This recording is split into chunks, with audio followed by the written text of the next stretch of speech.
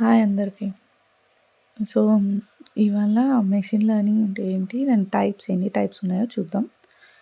So, చాలా data అనేది చాలా ఎక్కువగా ఉంటది.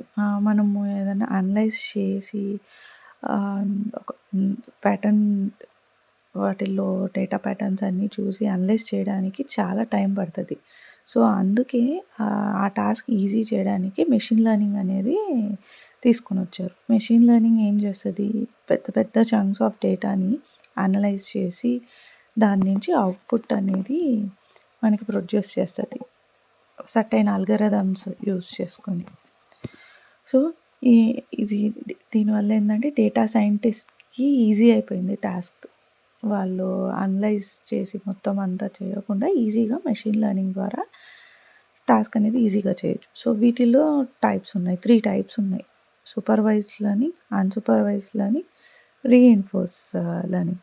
సో, ప్రతిదానికి ఒక్కొక్క ఆహ్, ఫంక్షనాలిటీ ఉంది. సో, ప్రీవియస్ ఎగ్జాంపుల్స్ యూజ్ చేసి చేయడం సూపర్వైజ్డ్ అంటే, అన్‌సూపర్వైజ్డ్ అంటే దానికి కాంట్రడిక్టరీ. సో, ఇలాగా ప్రతిదానికి ఒక డెఫినిషన్ ఉంది. సో, మనము ఇన్ డీటెయిల్‌గా ఫర్దర్ వీడియోస్‌లో చూద్దాం. Thank you.